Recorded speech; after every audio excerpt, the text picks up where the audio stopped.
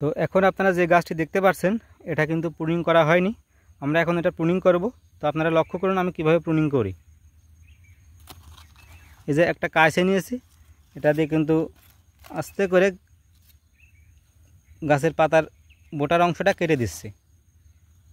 সুপ্রিয় কৃষক বন্ধু, আসসালামু আলাইকুম। আজকে আমি আলোচনা করব শশা গাছের প্রুনিং নিয়ে, অর্থাৎ শশা গাছের প্রুনিং কি, প্রুনিং কেন করবেন, প্রুনিং না করলে আপনার গাছে কি অসুবিধা হবে, প্রুনিং করলে কি সুবিধা পাবেন এবং প্রুনিং করার সঠিক নিয়ম, এছাড়াও প্রুনিং করার পরবর্তীতে আপনি কি পদক্ষেপ নেবেন সে বিষয়ে আজকের মূল আলোচনা। তো আপনারা যারা শশা চাষি ভাইরা আছেন তারা শশা চাষে আরও দক্ষ হতে পুরো ভিডিওটি সম্পূর্ণ দেখুন, কেননা এই ভিডিও জুড়েই থাকছে বিভিন্ন নতুন নতুন কৌশল, যেগুলো জানলে আপনি শশা চাষে আরও দক্ষ হয়ে উঠবেন। তো চলুন আমরা আগে জেনে আসি প্রুনিং কি।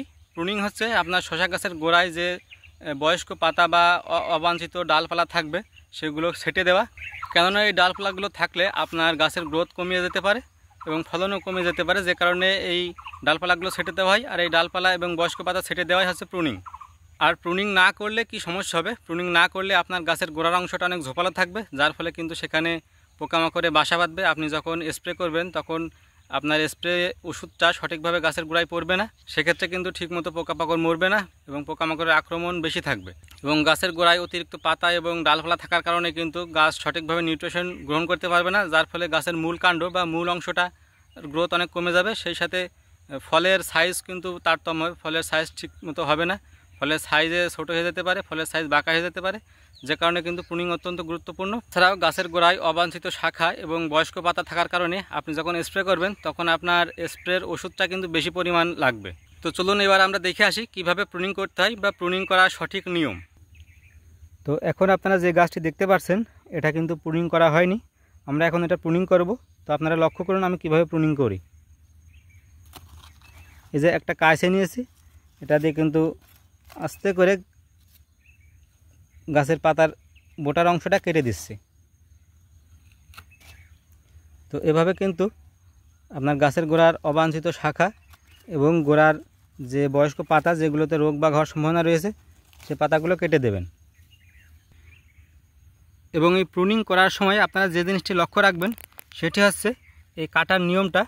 এই কাটার নিয়মটা কিন্তু ওই যে বোটার যে আগার অংশ বা পাতার যে আগার অংশ, এই আগার অংশ থেকে আপনারা কিন্তু এই গোড়ার অংশ থেকে প্রুনিং করবেন না বা পাতাটা ছাড়বেন না, কেননা এখান থেকে যে আপনি কেটেছেন এই কাটা জায়গা থেকে কিন্তু ছত্রাক, ব্যাকটেরিয়া বা যে কোনো জীবাণু গাছে প্রবেশ করতে পারে।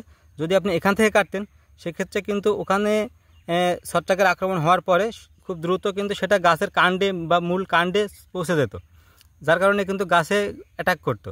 কিন্তু আপনি যখন এখান থেকে কাটবেন তখন কিন্তু এর লম্বা একটা জার্নি করে কিন্তু সেই ছত্রাকটা বা জীবাণুটা কিন্তু গাছে প্রবেশ করতে পারবে না, যার ফলে কিন্তু গাছটা সুরক্ষা থাকবে।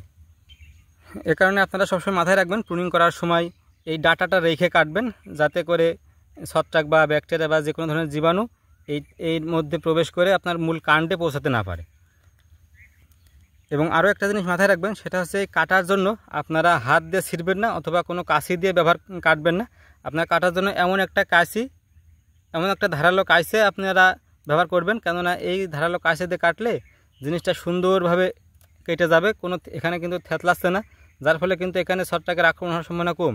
কিন্তু আপনি যখন হাত দিয়ে ছিঁড়বেন অথবা কাঁচি দিয়ে কাটবেন সেক্ষেত্রে কিন্তু জায়গাটা থেতলে যাবে, যার ফলে কিন্তু ছত্রাক বা ব্যাকটেরিয়া বা যে কোনো ধরনের জীবাণুর আক্রমণ হওয়ার সম্ভাবনা অনেকটা বেড়ে যাবে। এছাড়াও যে সকল অবাঞ্ছিত শাখা থাকবে সেই শাখাগুলো কেটে দেবেন, কেননা এই শাখাগুলো আপনাকে ফল দেবে না, কিন্তু মূল গাছের থেকে নিউট্রিশন নিয়ে মূল গাছের যে গ্রোথ সেটা কমিয়ে দেবে। তো এ কারণে এই শাখাগুলো কিন্তু আপনারা একটু দূর থেকে কাটবেন, একদম গাছের কাছ থেকে কাটবেন, একদম দূর থেকে কাটবেন আমি যেভাবে কাটলাম, যাতে করে ছত্রাকের আক্রমণ হলে এখান থেকে এই পর্যন্ত সর্বোচ্চ আসবে, মূল কাণ্ডে কিন্তু ছত্রাকটা পৌঁছাতে পারবে না, যার ফলে গাছটা সুরক্ষিত থাকবে। তো এখন লক্ষ্য করুন গাছের প্রুনিং করার আগে কেমন ছিল আর এখন কেমন। গাছটার গোড়া কিন্তু একদম ফ্রেশ, এখন আলো বাতাস লাগছে, ফলটাও ফ্রেশ আছে এবং ফলের আকারও কিন্তু ভালো হবে। আমি আরও একটা গাছ প্রুনিং করে দেখাই, আপনারা দেখতে থাকুন। এই যে পাতার যে একদম গোড়া থেকে, পাতার গোড়া থেকে কাটছি, কিন্তু গাছের গোড়া থেকে না, পাতার গোড়া থেকে এইভাবে কেটে দেবেন। এই ডাঁটাটা থাকবে যাতে করে ছত্রাকের আক্রমণ না হয়।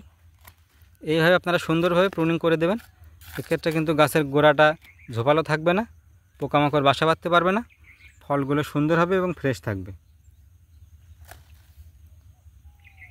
আর একটা বিষয় মাথায় রাখবেন, যেটা হচ্ছে প্রুনিং করার পরে যে কাজটা আপনারা করবেন সেটা হচ্ছে অবশ্যই মেনকোজেব অথবা কার্বেন্ডাজিম গ্রুপের ছত্রাকনাশক প্রুনিং করার পরেই কিন্তু স্প্রে করে দেবেন।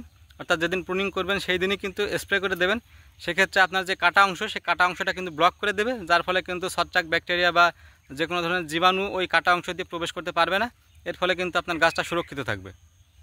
তো শশা গাছের প্রুনিং নিয়ে যে তথ্যগুলো আপনি এতক্ষণ জানলেন, এটা কিন্তু সংগ্রহ করতে আমার অনেক পরিশ্রম হয়েছে এবং অনেক সময় ব্যয় হয়েছে, অথচ আপনি 3-4 মিনিটের একটা ভিডিওতেই কিন্তু সব কিছু জেনে গেলেন। তো কৃষি সম্পর্কিত এমন তথ্য খুব সহজে বা অল্প সময়ের মধ্যে পেতে আমার চ্যানেলটা সাবস্ক্রাইব করে রাখুন, কেননা আমি প্রতিনিয়তই এই ধরনের টেকনিক আমার চ্যানেলে আপলোড দিয়ে থাকি। তো আপনারা এগুলো মিস করতে না চাইলে অবশ্যই চ্যানেলটি সাবস্ক্রাইব করে পাশে থাকবেন। দেখা হবে নতুন কোনো ভিডিওতে। ততক্ষণ পর্যন্ত সুস্থ থাকুন, সুন্দর থাকুন। আল্লাহ হাফেজ।